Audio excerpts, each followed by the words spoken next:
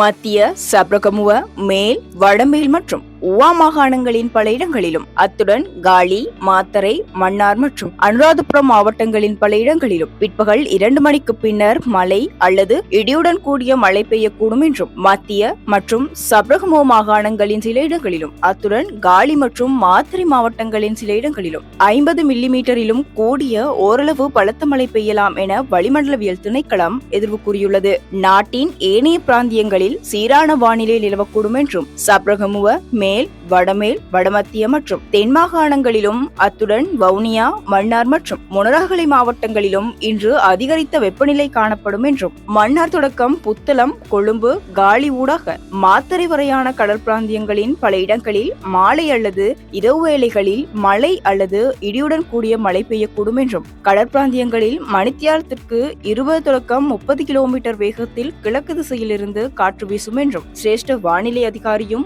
ஊடகவியலாளருமான முகமது சாலிஹின் தெரிவித்துள்ளார். உறுதிப்படுத்தப்பட்ட உண்மை செய்திகளை உடனுக்குடன் தெரிந்து கொள்ள ஆயுள் மீடியாவை ஃபாலோ செய்யுங்கள்.